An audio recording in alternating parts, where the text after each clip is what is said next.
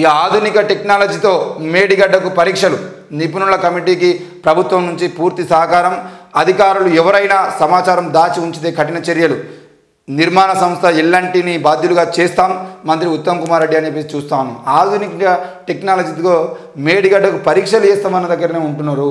అయ్యా ఉత్తమ్ కుమార్ రెడ్డి గారు, ఈరోజు బీఆర్ఎస్ ప్రభుత్వం వల్ల, కేసీఆర్ వల్ల, లేదంటే ఎల్ఎన్టీ వల్ల ఈరోజు ఒక పిల్లరు పగుళ్లకు దారితీసింది. ఒకవేళ కనుక మీరు వెంటనే ఆ ఆధునిక టెక్నాలజీని ఉపయోగించి దానికి మరమ్మతులు చేసి దానికి సంబంధించిన విషయంలో పూర్తిగా ఆ నీళ్లు కూడా రాకుండా దానికి అడ్డుకునేటువంటి ప్రయత్నం చేసేది ఉంటే, ఒకవేళ 19 నెంబరు 20 నెంబర్ పిల్లర్ల కాడ నీళ్లు రాకుండా దానికి అడ్డుకట్ట కనుక వేయగలిగితే ఈరోజు మొత్తానికి కాళేశ్వరం, ఎందుకనంటే ఇంకో 3 నెలల్లో 4 నెలల్లో వర్షాలు పడితే ఆ 4 నెలల పాటు మీరు కాలయాపన చేసిందంటే ఆ మొత్తం పిల్లరు కుంగిపోతుంది. అవసరమైతే డ్యామ్ తెగిపోయేటువంటి అవకాశాలు ఉంటాయి. అప్పుడు జరిగేటువంటి నష్టపరిహారం మీరు కట్టరు, ఎవరు కట్టరు. కాబట్టి దయచేసి ఈ టెక్నాలజీని ఉపయోగించుకొని అత్యంత తొందరగా మీరు దాన్ని పునర్నిర్మించేటువంటి పని చేయాలి. కానీ మీరు టెక్నాలజీ ఉపయోగించుకొని కేవలం అక్కడ పరీక్షలు నిర్వహిస్తాము, ఆ పరీక్షలు నిర్వహిస్తామని అంటే దాని కింద ఆ సోలు తీస్తాము, లేదా అంటే అక్కడ కట్టేటువంటి అవకాశాలు లేవా, అసలు ఎందుకు కట్టిరు, ఎట్లా కట్టిరు, ఇక్కడ కడితే కూలిపోతుందా, కడితే ఉంటుందా, ఈ విషయాలన్నీ అవసరం లేదు.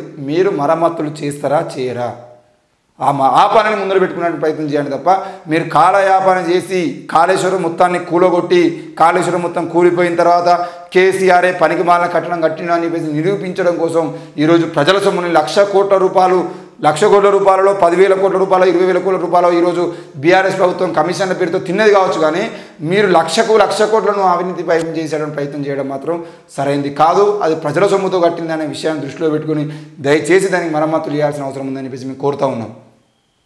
ఇకపోతే రేవంత్కు తెలంగాణ ఆత్మ లేదు, గౌరవం అంతకన్నా లేదు. ట్విట్టర్ వేదికగా సీఎంపై BRS working president KTR fire.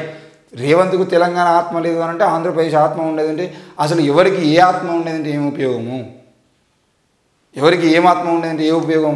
కేసీఆర్కి ఏం ఆత్మ ఉన్నది? కేవలం రావుల ఆత్మ మాత్రమే ఉన్నది. ఆయనకు ఎస్సీ ఎస్టీ బీసీ మైనార్టీలకు సంబంధించిన ఆత్మలు ఏం లేవు మరి ఆయన దగ్గర. ఈరోజు 10 ఏళ్ల కాలంలో తెలంగాణ ప్రజల్లో ఎవరు లాభపడ్డారు, ఎవరు బాగుపడ్డారు, ఎవరికి కాంటాక్ట్లు పోయినాయి, ఎవరి జీవితాలు బాగుపడ్డాయని చూసేదంటే ఒక్కసారి మీ లోపల ఎవరి ఆత్మ ఉన్నదని కూడా అర్థమవుతుంది. కాబట్టి మీరు చేసేటువంటి పని ఏదైతే ఉందో ఆ పనికి సంబంధించిన విషయంలో జాగ్రత్తగా మీరు చేసి ఉండేది ఉంటే ఈరోజు కాంగ్రెస్ ప్రభుత్వం అధికారంలోకి వచ్చి ఉండేది కాదు. రేవంత్ రెడ్డికి ఏం ఆత్మ ఉన్నది, రేవంత్ రెడ్డిలో దయ్యం పట్టిందా, రేవంత్ రెడ్డికి సంబంధించిన విషయంలో మీరు ఆత్మలు పునర్జన్మలు అని చెప్పేసి మీ నాయకులే మాట్లాడాల్సిన అవసరం అయితే అంతకన్నా లేదు. గౌరవం సంబంధించిన విషయంలో తెలంగాణ మీద ఎవరికి గౌరవం ఉన్నది అని చెప్పి చూసినట్లయితే ఎవ్వలకు లేదు.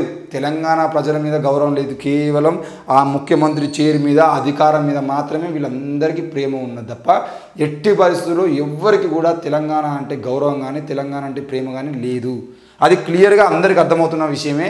మరి మీరు ఆనాడు తెలంగాణ మీద ప్రేమ లేకుండా పరిపాలన చేసిరు. ఈరోజు బీఆర్ఎస్ పోయి మన రేవంత్ రెడ్డి ప్రభుత్వం వచ్చింది, కాంగ్రెస్ ప్రభుత్వం. వీళ్ళు కూడా అధికారాన్ని ఎట్లా ఉపయోగించుకుందాం, ఈ 10 ఏళ్ల పాటు తెలంగాణను ఎట్లా దోచుకుందాం అనే ప్రయత్నంలో ఉన్నారు తప్ప వీళ్ళకు కూడా ప్రేమ లేదు.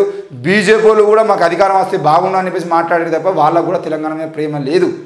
కాబట్టి తెలంగాణ మీద ప్రేమ ఉన్నటువంటి నాయకుల్ని ఎవరిని కూడా మీరు దగ్గర రానియరు. తెలంగాణ మీద ప్రేమ ఉన్నటువంటి అభిమానం అంటే తెలంగాణ కోసం ప్రాణత్యాగం చేసిన వాళ్ళు మీ దృష్టికి రారు. వాళ్ళ అమరుల ఆత్మగౌరవానికి సంబంధించిన విషయంలో మీరు ఏమి మాట్లాడరు. వాళ్ళ కుటుంబ సభ్యులకు మీరు న్యాయం చేయరు, ఏం చేయరు. ఏదనంటే ముఖ్యమంత్రి పదవి కోసం మాత్రమే మీరు వాళ్ళు కొట్లాడుకుంటారు అంతే. అది తెలంగాణ పేరుతో కొట్లాడుకొని తెలంగాణని అడ్డం పెట్టుకొని మీరు రాజకీయంగా ఎదుకోవడం తప్పించి ఏమి ఉండదు అలా.